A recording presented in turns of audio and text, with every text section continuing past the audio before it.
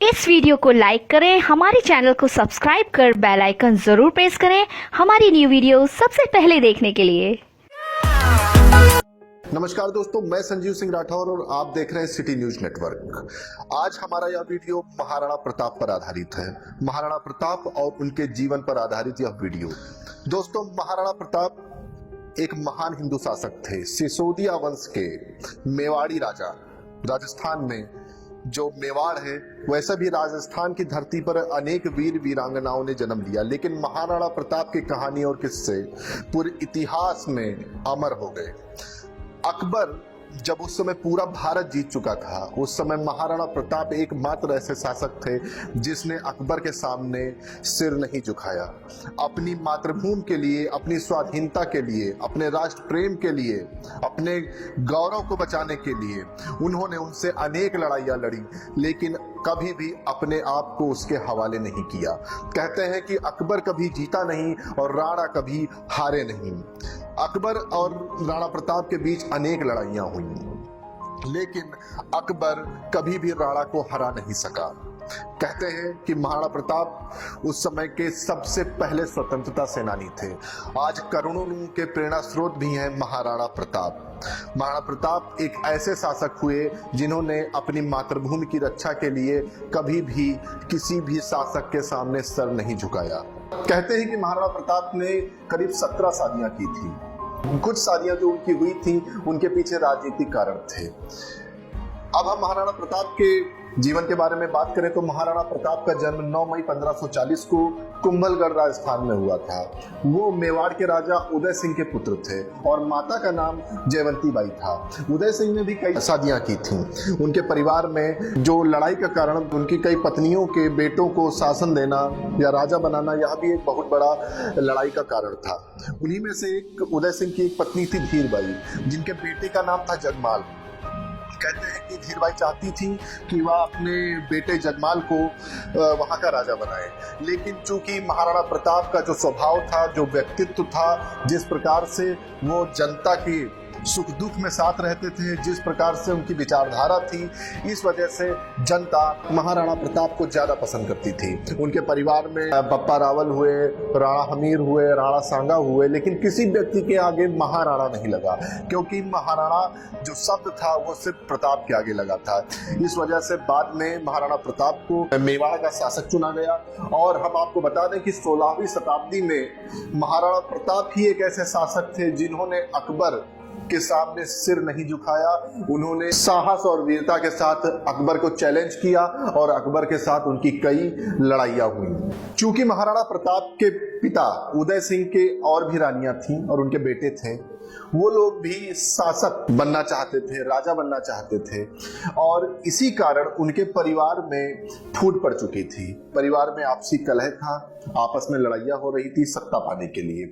अकबर को अच्छी तरह से पता था, अकबर की जो रणनीति थी कि फूट डालो, राज करो, वो क्या करता था कि वह परिवार के कुछ लोगों को अपनी तरफ मिला लेता था और फिर उनको मिलाने के बाद उसको वहां की जानकारियां मिल जाती थी और वह उनके साथ मिलकर वहां पर युद्ध कर देता था। महाराणा प्रताप के परिवार के कुछ लोगों को अकबर ने अपने साथ मिला लिया और उनको प्रलोभन दिया सत्ता का, शासन का, कि आप हमारी तरफ मिल जाओ, आप हमारी मदद करो और हम आपको वहां पर युद्ध करेंगे वहां पर और वहां का राजा आपको बनाएंगे। फिलहाल अकबर के साथ कुछ लोग और मिल गए। और अगर हम पुराने इतिहास की बात करें तो हमेशा से ही ऐसा होता आ रहा है कि राजपूतों को आपस में लड़ाया गया, उनके अंदर फूट डाली गई, आपस में मार काट हुई और दूसरे पड़ोसी देशों ने, पड़ोसी शासकों ने उन पर राज किया, उनके राज्य पर राज किया। अगर हम पहले की बात करें तो सिकंदर और पोरस की लड़ाई की अक्सर उसके बारे में लोग चर्चा करते रहते हैं। फिलहाल उसमें भी पोरस के साथ विश्वासघात किया गया। राजा आम्बी के बारे में बताया जाता है कि उसने धोखा दिया था, वह जाके सिकंदर से मिल गया था और उसने बहुत सारी खुफिया जानकारी पोरस की सिकंदर तक पहुंचाई और बाद में सिकंदर ने पोरस पे हमला किया। फिलहाल आज तक यह रहस्य बना हुआ है कि वह लड़ाई पोरस ने जीती थी कि सिकंदर ने जीती थी। अगर हम पृथ्वीराज चौहान और मोहम्मद गोरी की बात करें तो उसमें भी जयचंद ने पृथ्वीराज चौहान चौहान को धोखा दिया और वह मोहम्मद गोरी से जाके मिल गया और पृथ्वीराज चौहान पर आक्रमण कर उसको बंदी बनाया। और अगर हम अंग्रेजों की बात करें तो अंग्रेजों ने तो की रणनीति यही थी कि फूट डालो, राज करो, थोड़ा सा प्रलोभन, थोड़ा सा लाभ, थोड़ा सा फायदा पाने के लिए यहाँ के राजा जो है शासन सत्ता के जो भूखे थे वो जाकर अंग्रेजों से मिल गए और उन धीमे धीमे पूरे देश में अंग्रेजों का साम्राज्य फैल गया। महाराणा प्रताप की हाइट करीब 7.5 फीट की थी। उनका वजन करीब 110 किलो था, करीब 72 किलो का उनका कवच था, 80 किलो का भाला था और इसके अलावा 10-10 किलो के जूते और करीब 10-10 किलो की उनकी तलवार होती थी। महाराणा प्रताप के बारे में बताते हैं कि एक बार उन्होंने अकबर के सेनापति पर हमला किया अपनी तलवार से और उस सेनापति बीचों बीच से उसके 2 पार्ट हो गए और उसके साथ ही साथ उसका घोड़ा जो है वो भी बीच से 2 हो गया। आज भी महाराणा प्रताप का कवच, जूते, तलवार, भाला ये उदयपुर संग्रहालय में। इतिहासकार कहते हैं कि अकबर ने कई बार महाराणा प्रताप के सामने प्रपोजल रखा। उसका कहना था कि तुम मेवाड़ हमें दे दो और इसके बदले में आधा भारत में तुम्हारे नाम कर दूंगा। लेकिन महाराणा प्रताप कहाँ मानने वाले थे। महाराणा स्वाभिमानी व्यक्ति, मातृभूमि की रक्षा के लिए जो व्यक्ति 32 वर्षों तक लड़ा, 32 वर्षों तक संघर्ष किया, वो व्यक्ति कहाँ मानने वाला था। उसने कहा कि मुझे कुछ नहीं चाहिए, मुझे मेरा राष्ट्र प्रेम, मेरा स्वाभिमान, मेरी मातृभूमि प्रिय है। मैं अपने मातृभूमि के लिए मरते दम तक लड़ता रहूंगा, लेकिन मैं अपने मातृभूमि को किसी मुगल शासक के हाथ में नहीं जाने दूंगा। और इसी तरह से जो अकबर था उसने पूरे भारत पर अपना साम्राज्य फैला दिया, लेकिन वह मेवाड़ नहीं जीत सका। हल्दी घाटी के युद्ध के बारे में आपने काफी कुछ सुना होगा। सन 1576 ईस्वी में अकबर और महाराणा प्रताप के बीच में यह युद्ध लड़ा गया। सिर्फ 4 घंटे चला युद्ध और इतना भयानक युद्ध था कि आज भी 300 साल बाद भी वहां पर तलवारें निकल रही हैं। महाराणा प्रताप और अकबर के बीच में लड़ा गया यह युद्ध। महाराणा प्रताप के पास सिर्फ 15 से 20 हजार की सेना थी और अकबर के पास करीब 80 हजार की सेना थी। लेकिन महाराणा प्रताप ने कहा सैनिकों से कि हमारा एक सैनिक अकबर के मुगल शासक के 5 सैनिक मारेगा। अकबर की सेना में दम था और महाराणा प्रताप के सीने में दम था। एक तरफ आत्मविश्वास से भरा महाराणा प्रताप और दूसरी तरफ अपनी सेना के बल पर अकबर जो है उसने युद्ध किया। और इस युद्ध में बताया जा रहा है कि ना ही अकबर जीता और ना ही राणा हारे। उन्होंने बताया जाता है कि यह युद्ध इतना भयानक था कि इसमें वहां की मिट्टी जो थी वो खून से लाल हो गई थी।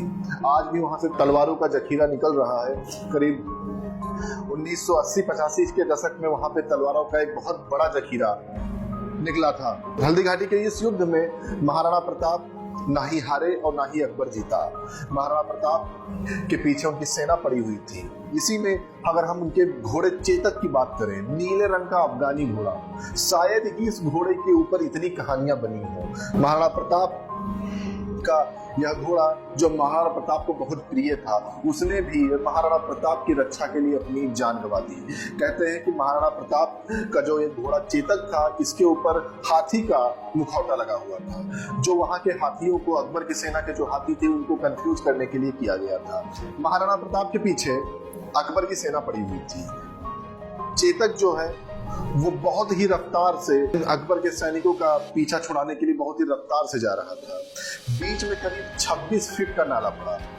कहते हैं कि चेतक ने एक छलांग में उस नाले को पार कर दिया और वहीं पर अपनी जान गंवा दी। बताते हैं कि चेतक जब वहां से निकला युद्ध से राणा को लेके, तो उसके पैर में तलवार लग गई थी, जिससे उसका पैर जो है वो कट गया था। लेकिन चेतक जो कि महाराणा को, अपने स्वामी को इतना प्यार करता था, जिसको जान बचाने के लिए उसने अपनी जान गंवा दी। शायद ही पूरी दुनिया में किसी घोड़े पर इतनी कहानियां बनी हो जितनी चेतक पे बनी है। बताते हैं कि चेतक जो था उसकी रफ्तार जो थी वो हवा से बातें करती थी। बताते हैं कि महाराणा प्रताप के पास उनका एक बहुत ही प्रिय हाथी भी था, जिसका नाम था राम प्रसाद। राम प्रसाद की सूंड में तलवार लगी हुई थी। राम प्रसाद इतनी ऊर्जा के साथ, इतने भयानक तरीके से हल्दी घाटी के युद्ध में लड़ा कि अकबर के करीब 8 हाथियों को उसने मार गिराया। कहते हैं कि अकबर ने उस हाथी को कब्जे में लेने के लिए अपने सैनिकों को लगा दिया। फिलहाल उसके सैनिकों ने उसको घेर कर कब्जे में ले लिया और उसको लेकर अकबर अपने साथ गया। बताते हैं कि 28 दिन तक अकबर जो है उसको खिलाता पिलाता रहा सब कुछ, लेकिन राम प्रसाद जैसे हाथी ने कुछ भी नहीं खाया। फिलहाल अकबर ने उसका नाम बदलकर पीर रख दिया था, लेकिन उसने आदेश दिया कि ये हाथी जो चाहता है इसको वो खिलाओ, इसको ट्रेंड करो, ये हमारी सेना की तरफ से लड़ेगा। लेकिन राम प्रसाद जैसे हाथी जो अपने स्वामी के बिना, स्वामी से बिछड़ कर एक पल भी जिंदा नहीं रह सकता था, उसने कुछ भी नहीं खाया, उसने अन्न त्याग दिया। 28 दिनों तक लगातार बिना कुछ खाए पिए उसने 28वें दिन अपना प्राण त्याग दिया। बताते हैं कि जब अकबर को इसकी खबर लगी कि जो राम प्रसाद है वो बिना कुछ खाए पिए 28 दिनों बाद आज उसने अपने शरीर त्याग दिया है, तो उसने अकबर ने कहा कि जिस व्यक्ति का हाथी अपने स्वामी से बिछड़ने के बाद, या जिस व्यक्ति का हाथी ने हमारे सामने सर नहीं झुकाया, तो महाराणा प्रताप हमारे सामने सर कैसे झुका सकते हैं। अकबर को इसीलिए महान बताया जाता था कि अकबर ने कभी किसी गलत तरीके से कभी युद्ध नहीं किया, कभी उसकी जो विचारधारा थी वो एक कुशल शासक के रूप में जो जाने जाते थे उस प्रकार की विचारधारा थी। अब हम हल्दी घाटी युद्ध के ऊपर वापस आते हैं। 4 घंटे तक लगातार ये युद्ध चला था। मध्यकालीन इतिहास में यह युद्ध सबसे चर्चित युद्ध रहा जिसका कोई निष्कर्ष नहीं निकला था। हल्दी घाटी के युद्ध के बाद महाराणा प्रताप जो है वो जंगल में भटक रहे थे और अकबर ने मेवाड़, चित्तौड़ और आसपास के जितने भी राजा थे उस पर अपना कब्जा जमा दिया था और जितने भी राजपूत राजा थे सब अकबर के अधीन हो गए थे। इतना सब कुछ होने के बाद भी महाराणा प्रताप ने अकबर के सामने घुटने नहीं टेके और वह जंगल में घास की रोटियां खाकर, गुफाओं में रहकर, जंगली फल खाकर अपना जीवन बिता रहे थे। चूंकि महाराणा प्रताप जो थे वो सेल्फ मोटिवेटेड थे, मातृभूमि की रक्षा के लिए कुछ भी करने को तैयार थे। महाराणा प्रताप ने भीलों की सेना बनाई, भीलों की सेना बनाते थे, उनको ट्रेनिंग देते थे। चूंकि एक सफल लीडर थे, लीडरशिप क्वालिटी इतनी जबरदस्त थी कि उन्होंने भीलों को इकट्ठा किया जंगल में। भीलों ने उनसे कहा कि हम आपके साथ हैं, आप युद्ध करिए, हम जान देने तक तैयार हैं आपके साथ। और इसके बाद महाराणा प्रताप ने क्या किया, महाराणा प्रताप भीलों की सेना बनाते, उनको ट्रेनिंग देते, अकबर से युद्ध करते, हारते, फिर युद्ध करते, फिर सेना बनाते, फिर युद्ध करते, फिर हारते। लेकिन हिम्मत हारने वालों में से महाराणा प्रताप नहीं थे। महाराणा प्रताप ने मातृभूमि की रक्षा के लिए सैकड़ों बार सेना बनाई, अकबर से युद्ध किया, हारा, फिर सेना बनाई और फिर उनसे जंग की। इतिहासकार कहते हैं कि अकबर ने महाराणा प्रताप के पास करीब 8 प्रपोजल भेजे। उन्होंने टोडरमल को, जलाल खान को, राजा मान सिंह को, कोरची को, भगवान दास को, कई लोगों को महाराणा प्रताप के पास भेजा और उनसे कहा कि समझाओ इसको, इससे कहो कि तुम मेवाड़ के बदले आधा हिंदुस्तान ले लो, लेकिन मेवाड़ हमको दे दो। अब अकबर के लिए मेवाड़ क्यों महत्वपूर्ण था? अगर हम जियोग्राफिकल रीजन से देखें और ट्रेडिंग के रीजन से देखें तो बताते हैं कि गंगा का जो तट था और गंगा तट से दिल्ली का जो रास्ता था वो मेवाड़ होते हुए आता था। कहीं ना कहीं अकबर जो है उसका व्यापार जो है वो मेवाड़ की वजह से डिस्टर्ब हो रहा था, क्योंकि वहां पर महाराणा प्रताप थे और महाराणा प्रताप कहाँ मुगल बादशाह को आगे बढ़ने देते। तो उसने कई बार प्रपोजल भेजा, लेकिन महाराणा प्रताप ने मेवाड़ के बदले आधा हिंदुस्तान का प्रपोजल ठुकरा दिया और उन्होंने अकबर के सामने से नहीं झुकाया। कहते हैं कि अब्राहम लिंकन हिंदुस्तान आ रहे थे एक बार, तो उन्होंने अपनी माँ से पूछा कि माँ, मैं हिंदुस्तान जा रहा हूँ, हिंदुस्तान से आपके लिए क्या ले आऊंगा? तो उनकी माँ ने कहा कि बेटा, अगर तुम हिंदुस्तान जा रहे हो और अगर वहां से कुछ ला पाना तो हल्दी घाटी से थोड़ी मिट्टी ले आना। वो हल्दी घाटी जिसमें महाराणा प्रताप ने जिस मेवाड़ के लिए युद्ध किया, जिस स्वाधीनता के लिए, मातृभूमि के लिए लड़ाई की, जिसमें आधी हिंदुस्तान के बदले का प्रपोजल अपनी मातृभूमि की रक्षा के लिए, स्वाधीनता के लिए आधे हिंदुस्तान का प्रपोजल उसने ठुकरा दिया था। मैं चाहता हूं कि वहां की थोड़ी मिट्टी ले आना। महाराणा प्रताप एक रणनीतिकार थे, कुशल रणनीतिकार। कैसे लड़ा गया था हल्दी घाटी का युद्ध? बताते हैं कि जो अरावली की जो पहाड़ियां थी उसके बारे में महाराणा प्रताप को बहुत अच्छे से नॉलेज थी, क्योंकि ये वहीं पे पैदा हुए थे, वहीं पर खेले, वहीं पर बढ़े हुए। इनको काफी नॉलेज थी अरावली की पहाड़ियों की। बताते हैं कि छापामार युद्ध पद्धति, द्वित कंटक नीति, इसके बहुत बड़े रणनीतिकार थे और बहुत ही कुशल थे इन सब चीजों में। बताते हैं कि अरावली की पहाड़ियां में जो युद्ध लड़ा गया, इन्होंने अपनी सेना से कहा कि कुछ लोग पहाड़ी पर रहेंगे, अपनी सेना को पहाड़ी पर भेज दिया, कुछ को घाटियों में भेज दिया और इस तरह से एक भीषण युद्ध लड़ा गया जिसमें निर्णय तो उसका कुछ भी नहीं निकल पाया। लेकिन इस युद्ध में महाराणा प्रताप ने खुद ही नहीं अफगानी राजाओं को भी मिला लिया था। इतनी गजब की रणनीति थी, इतनी गजब की लीडरशिप क्वालिटी थी कि इन्होंने अफगानी राजाओं को भी मिला लिया और अफगानी राजाओं को लेकर ही अकबर की सेना से लड़े। एक तरफ अकबर की 80,000 सेना और एक तरफ महाराणा प्रताप की मुट्ठी भर सेना। लेकिन जैसा मैंने कहा है कि अकबर जो था वो अपनी सेना के बल पर युद्ध करता था और जो महाराणा प्रताप थे वो अपने सीने में अपने जज्बे से उस युद्ध को लड़ा। बताते हैं कि एक बार अब्दुल रहीम खान खाना जो अकबर का सेनापति हुआ करता था, अकबर ने उसको बुलाया और उससे कहा कि हमें मेवाड़ पर विजय चाहिए, मुझे मेवाड़ चाहिए, उसके लिए कुछ भी करना पड़े। उसी समय महाराणा प्रताप के जो सेनापति वो कुंवर सिंह हुआ करते थे, उन्होंने क्या किया कि उन्होंने शेरगढ़ के पास आक्रमण किया और अब्दुल रहीम खान खाना को कंफ्यूज कर दिया और अब्दुल रहीम खान खाना की पत्नी, बहू, बच्चे सहित सबको उठाकर महाराणा प्रताप के सामने पेश कर दिया। अब चूंकि महाराणा प्रताप जो थे वो स्त्रियों की बहुत इज्जत करते थे, महाराणा प्रताप ने कहा कि ये बहुत ही गलत काम हुआ है, तुम इन लोगों को पकड़ कर लाए हो, पूरी इज्जत से इनको वापस छोड़ कर आओ। क्योंकि इन्हीं सब चीजों के कारण अकबर भी महाराणा प्रताप की बहुत इज्जत करता था। अकबर के अंदर महाराणा प्रताप का बहुत खौफ था। पूरा भारत जीतने के बाद भी अकबर अभी तक अपने सिक्के नहीं चला पाया था, महाराणा प्रताप के सिक्के चल रहे थे। बताते हैं कि एक बार अफवाह फैल गई कि महाराणा प्रताप जो है उसने अकबर की अधीनता स्वीकार कर ली है, महाराणा प्रताप अकबर से मिलने आ रहे हैं और मेवाड़ जो है वो अकबर के हाथों में सौंप दिया है। पृथ्वीराज राठौर से जब अकबर ने बताया कि महाराणा प्रताप उसकी अधीनता स्वीकार कर रहे हैं, मेवाड़ राज्य जो है वो अब अकबर का हो जाएगा और अकबर से महाराणा प्रताप मिलने आ रहे हैं, तो पृथ्वीराज राठौर को विश्वास नहीं हुआ। उन्होंने महाराणा प्रताप को पत्र लिखा और उस पत्र में लिखा कि क्या जंगल का शेर अब सियारों के साथ रहेगा, क्या तलवारें जो है वो म्यान में चली जाएंगी, क्या राजपूताना विधवा हो जाएंगी, क्या हाथी जो है वो अब कुत्ते की जिंदगी जिएगा, क्या चातक अब धरती का पानी पिएगा।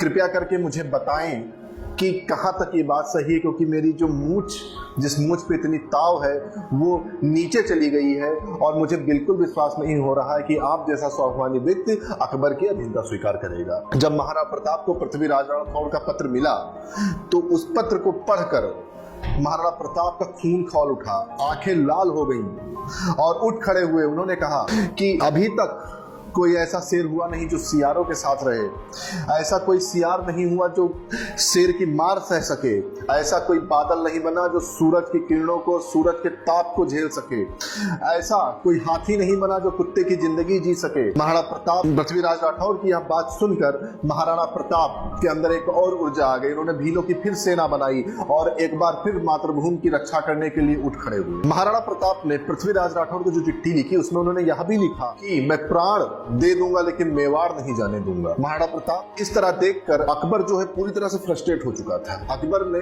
अब अपना दिमाग जो है वो पूर्वोत्तर राज्यों में लगाना शुरू किया, वो ईस्टर्न साइड चला गया और इधर महाराणा प्रताप ने पुनः अपनी सेना तैयार की और पुनः से अपना साम्राज्य स्थापित किया, मेवाड़ पर कब्जा किया। बताते हैं कि इसी दौरान महाराणा प्रताप जंगल में शिकार करने गए थे, तभी एक शेर ने उन पर हमला कर दिया, एक्सीडेंट हो गया और उसमें वो घायल हो गए और इसके बाद उनकी मृत्यु हो गई। बताते हैं कि महाराणा प्रताप की मृत्यु पर अकबर भी रोया था। कोई ऐसा मुगल शासक, इतने क्रूर मुगल शासक हुए हैं, लेकिन अकबर को क्यों महान कहा जाता है? क्योंकि उसके अंदर कुछ क्षमताएं थी, उसके अंदर कुछ विशेषताएं थी, उसके अंदर कुछ क्वालिटीज थी जिसकी वजह से अकबर को महान कहा जाता है। महाराणा प्रताप की मृत्यु का समाचार सुनकर अकबर भी रो पड़ा और उसने पत्र में लिखा कि महाराणा प्रताप एक वीर, मेधावी, कुशल रणनीतिकार, एक लीडर के तौर पर जाना जाएगा और मुझे हमेशा इस बात का दुख रहेगा कि मैं उसको हरा नहीं पाया। दोस्तों, महाराणा प्रताप ने जो संघर्ष किया वो सिर्फ फूट का कारण था राजपूतों के बीच में। इसके अलावा बहुत सारे राजपूत शासक थे जिन्होंने आपसी फूट के कारण वो गुलाम बन गए, देश बट गया, देश का विभाजन हो गया और कुछ निजी स्वार्थ के कारण अपने दुश्मनों से मिलकर अपने ही देश को उन लोगों ने बांट दिया। दोस्तों, हमें यूनिटी बिल्ड करनी है आपस में, हम राजपूतों को आपस में यूनिटी बिल्ड करनी है और अपने समाज को, अपने साम्राज्य का विस्तार करना है। जिस प्रकार से अकबर एक महान शासक था, शायद महाराणा प्रताप के ऊपर भी महान शब्द लग सकता था, लेकिन शायद वो सच इतिहास में छुपाया गया या हमको दिखाया नहीं गया। हमारे इस वीडियो को ज्यादा से ज्यादा शेयर करें, लाइक करें, सब्सक्राइब करें और अगर किसी व्यक्ति के बारे में जानना है तो कमेंट बॉक्स में जरूर भेजें। हम अगली वीडियो उस व्यक्ति के बारे में केस स्टडी करके उस पर जरूर प्रस्तुत करेंगे। आप देखते रहिए city news network. Thank you.